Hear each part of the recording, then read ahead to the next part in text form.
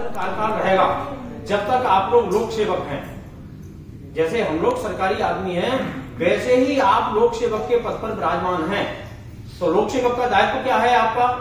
आपने शासन के नियमों के तहत कोई भी प्रस्ताव पास किया, कोई बात नहीं, बहुत अच्छी बात है, उसका इम्प्लीमेंटेशन होना चाहिए। लेकिन कोई आपने निजी हित में प्रस्ताव पास किए, कोई आपने नियमों से विपरीत आगे प्रस्ताव पास किए, तो आप लोक सेवक के दायरे में हैं, आपके खिलाफ कार्रवाई होगी। आप इस बात को बिल्कुल ध्यान में रखें, इस बात को। तो कोई भी प्रस्ताव पास करने के पहले आप उसको ध्यान से पढ़ें और आप उसमें पूरी तरह से सहमत हों कि ये प्रस्ताव जनहित का है, तो उसको प्रस्ताव में आप शामिल हों। अन्यथा मैं आपको एक उदाहरण बताऊं, भोपाल का आप लोग बहुत बुजुर्ग बैठे हुए हैं, आपको ध्यान होगा, भोपाल महानगर नगर पालिका में एक ऐसा प्रस्ताव पास हुआ था जिसमें शासन को आर्थिक क्षति हुई। उस प्रस्ताव की वजह से वो मामला लोकायुक्त में गया और लोकायुक्त में फिर सारे पार्षदगण को, सारी परिषद को वहां पेशियां करना पड़ी लोकायुक्त में। तो मैं आपसे निवेदन ये करूंगा कि आप लोक सेवक के पद पर रहते हुए आप अपने दायित्वों को समझें। कोई भी ऐसा प्रस्ताव आपकी कलम से पास नहीं होना चाहिए, खासकर मातृशक्ति से।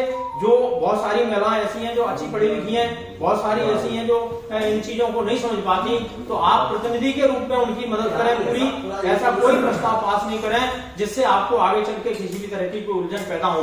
मैं परमात्मा से प्रार्थना करता हूँ कि आपका जो कार्यकाल है वो सफलतापूर्वक पूरा हो, आप जनहित में लोगों की मदद करते रहें। एक बात, ये महिला सशक्तिकरण की जो बात हो रही है, महिला सशक्तिकरण में जैसे हमारी मैडम परिहार मैडम है, ये महिला सशक्तिकरण का बिल्कुल जीता जागता उदाहरण है।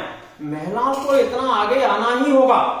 आप शासन 50% रिजर्वेशन दे रही है, उनको आगे ला रही है, निर्वाचित पदों पे आसीन कर रही है, तो निर्वाचित पदों पे उनको बात कहना चाहिए, उनको मीटिंग में शामिल होना चाहिए। आपने सरपंच बना दिया, विभिन्न पदों पे उनको बिठा दिया, घर से उनको निकलने नहीं देते, उनकी जगह आप स्वयं आ जाते हो और फिर कहते हो साहब वो तो घर बैठी हैं, अब तो हमसे ही साइन करा लो आप। ये नहीं, शासन के स्पष्ट रूप से निर्देश हैं कि जो महिला जनप्रतिनिधि निर्वाचित होकर आती हैं वही अपनी ऑफिसों में जाएं, चाहे वो सरपंच हो, चाहे जिला सदस्य हो, चाहे जनपद सदस्य हो, और मीटिंगों में स्वयं जाएं और स्वयं अपनी बात रखें। तब महिला सशक्तिकरण का कोई साक्षात्कार होगा। आप महिला सशक्तिकरण की बात करते हैं, उनको आगे नहीं आने देते।